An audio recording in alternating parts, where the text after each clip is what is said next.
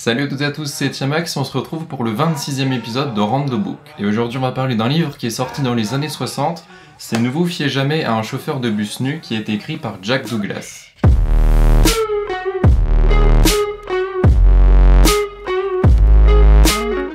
LOL, c'est compliqué.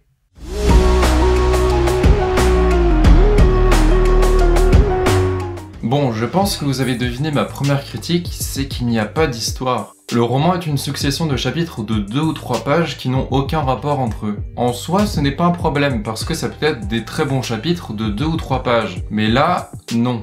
L'auteur enchaîne les mini-histoires et en fait non, c'est même pas des mini-histoires, c'est ça qui m'a embêté et qui a fait que je n'ai même pas pu finir le livre. C'est un enchaînement de mots aléatoires dans le but d'essayer de nous faire rire. Je vais vous donner des exemples, vous allez comprendre.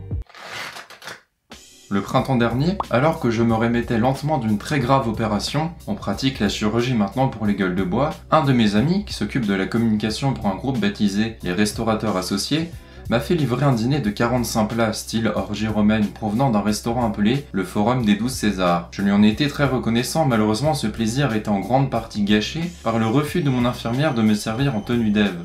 Seins nus d'accord, mais pas question d'aller plus loin. Cependant, quand j'ai vu Mademoiselle Crine debout devant moi, dans toute sa gloire, enfin, c'est ce qu'elle croyait à tort, le sens du mot dépareillé m'a soudain frappé. Le Tibet est un pays asiatique où se trouve le mont Everest, qui est un célèbre monticule off-Broadway. Le Tibet est situé à une sacrée trotte du centre-ville de Détroit, raison pour laquelle on ne voit pas rouler beaucoup de Ford dans le centre-ville du Tibet.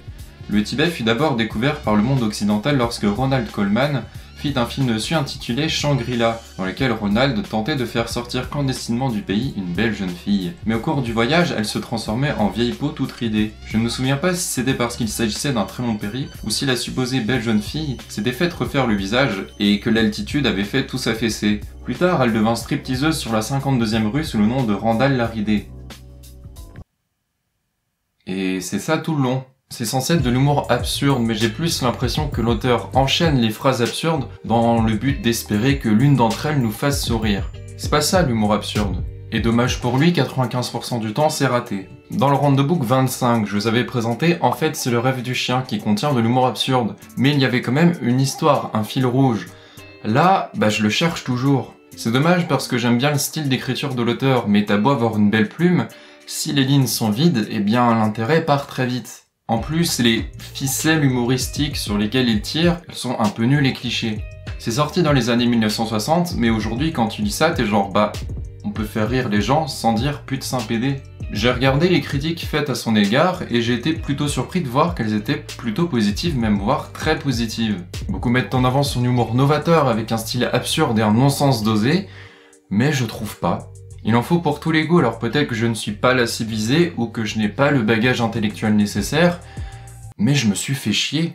Je me suis fait chier parce que je voyais aucun intérêt à continuer à lire en fait. Il n'y a pas de protagonisme, pas d'événement, pas d'histoire, rien.